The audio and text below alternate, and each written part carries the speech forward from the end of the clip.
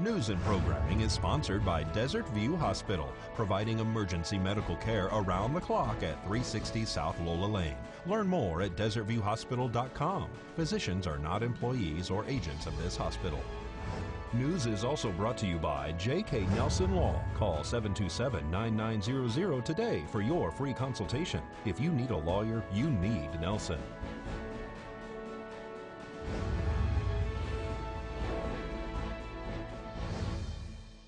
Several people are left homeless following a fire, and a business owner files a fourth lawsuit against the county. News 46 starts now. You're watching KPVM News 46 with Deanna O'Donnell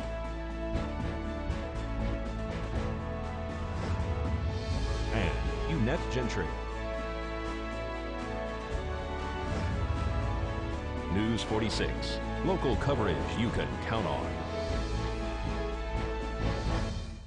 Bellowing black smoke filled the air this afternoon in the center of town. It's Tuesday, August 21st. I'm Eunette Gentry. The multi-structure fire that occurred this afternoon was on Wilson Road, and it was fully involved before it was even discovered or reported.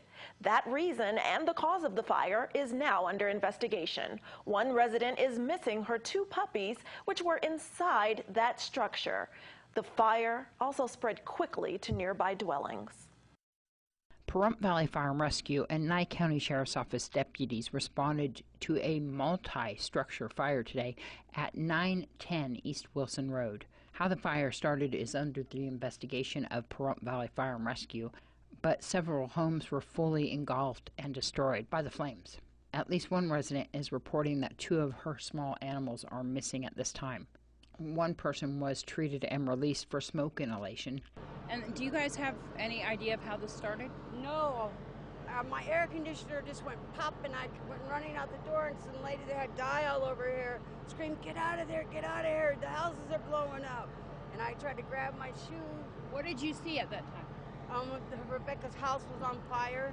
Traffic was diverted around the area, and several homes around the fire were evacuated. Nye Communities Coalition has opened their activities center for any residents who have been displaced from this fire. This is Deanna O'Donnell for News 46. The Board of County Commissioners' chambers was packed this morning during their meeting. Dozens of residents spoke to the commissioners regarding their feelings about the denial of Dennis Hoff's license renewal for the Love Ranch in Crystal. Dennis spoke with our cameras today to give his opinion and discuss the fourth lawsuit that he has filed against the county for what he says is a violation of his civil rights. So they took my license. We closed the place down. Of course, I filed a federal action, emergency action.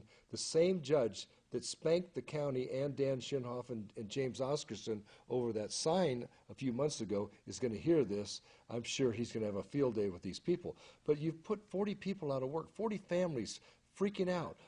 Girls can't buy school clothes for the kids to go back to school for no reason at all, for what's standard operating procedure in the county. They send you the bill, you pay it, everything's fine. They send it out 2 weeks late, so it's always late for all the brothels. They're saying that the reasons are health and safety violations as well as incomplete application. Well, they're saying that the application that you have, it's a form you have to fill out with the funds, was late, but they mail it out late. It's supposed to be in their hands the month prior to when the quarter starts. For third quarter, July 1st, supposed to be in their hands June 1st, but they didn't mail it out till the 13th. Who sends those out? The county. They cost our county $130,000 a year because they lowered the deductible to $10,000 because they knew they were going to do these disgusting things that are illegal to me, and they don't care. Dan Shinhoff got knocked out of office, and Deborah Strickland won because of that sign issue and the federal judge, and Baraski didn't get close to winning. Supporters I didn't even know, they came out and said, this is disgusting, it's due process, if you can do this to Dennis, you can do it to any of us, stop, stop, stop. So John Koenig said, well, we're only going to have 2 more people, and there was like 20 more people in line, we're only going to allow 2 more people, and everybody started screaming and yelling. So then they took they took a brief hearing. They just started 10 minutes, and then they took a break, came back, and I'm sure by legal advice they were told, let these people speak, let these people speak. And so John opened it back up again, and people lined up to beat up the Three Stooges. Now, Dan and Horinda just got up and walked out.